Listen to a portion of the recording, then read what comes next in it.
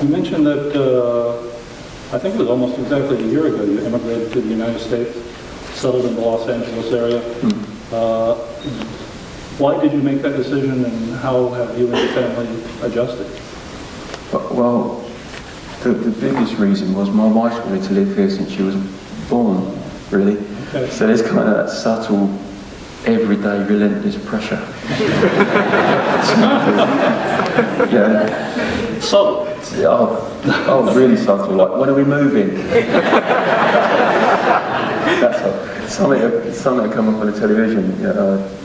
American comedy or a cop show. A siren, we'd be watching TV and there'd be a police car, an American police car come, she'd start crying. Yeah, geographic crime. I miss it, I've never been there. Yeah, so that was a part of it. And it was a very, very big thing to her, so it's an important thing. I'd always wanted my children to grow up English. And after a while I couldn't think why.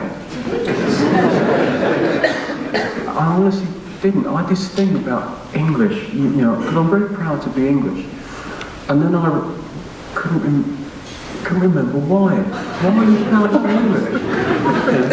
Done some amazing things as a little country, stuck up there in the cold bit. We speak their language. Yeah, sorry about that. When you say you speak it.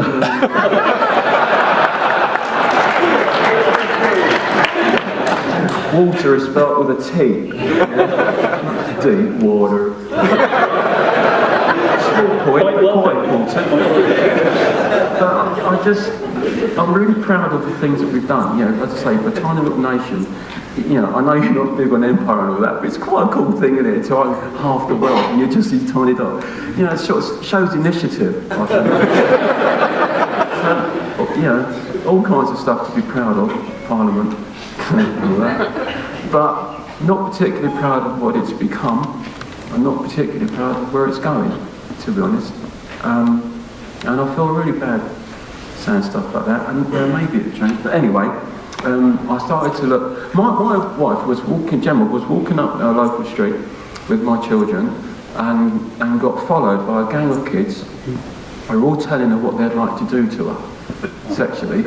At which point she turned around and went, "Come on then, who's first?" And they all ran away. I thought she dealt with it quite well. Really. With the children? With the children, yeah. And I thought that was terrible. Yes. A terrible thing to do. And it just seemed that there isn't, even that, we live in a really nice little quiet corner in Sussex, very lovely. And even there's yobs and trouble and offensiveness, and it's lost its charm, that's for sure. And there was something else. I know that this is such a small reason to base moving your entire family to a new country, but we was on holiday somewhere, and there was some American teenagers there, and we asked them for directions, and they told us. If that had been England, they'd have either beaten us up, certainly sent us in the wrong fucking direction, nicked our purse or what they were doing it, not talk to us at all. One of those for sure. And yet I thought, how lovely is that? They actually told us the right way to get to where we're going. And I thought, maybe my children would be better mixing with these people.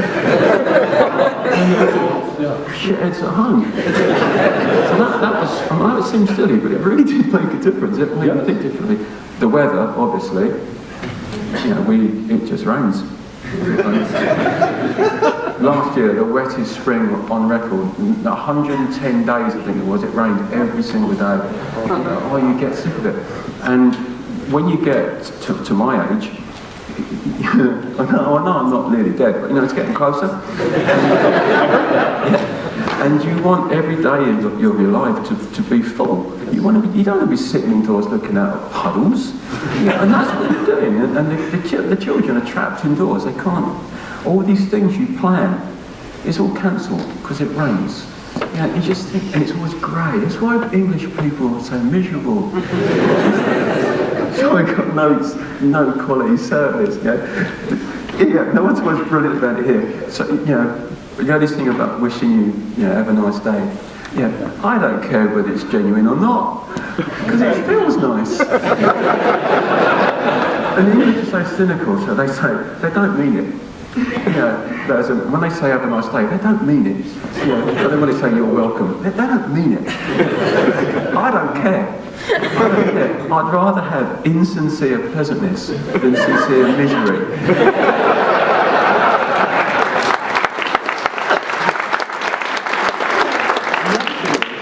I do think you mean it. You're really nice people. I love America. It's been, and if it's not sincere, when's the nasty bit going to come out? Is it, I've been here a year, and suddenly you go, you're not welcome, actually. You're not a tourist, piss off. It's not like that. It is lovely. It's really lovely. And we're not like that. If you get food served to you in England, it never quite reaches the table. The last 2 inches, it's let go. And don't dare ask for a clean knife. You might get it with that. No, we're horrible people. You must come and visit. I work for the English Tourist Board. So everybody in the family is happy with the decision to move here? Oh, me and the wife and the children are very happy, yeah. My mum and dad were a bit upset. We made up. That's an awful long way from England. We made up, and that made the leaving much harder, because I love them, obviously.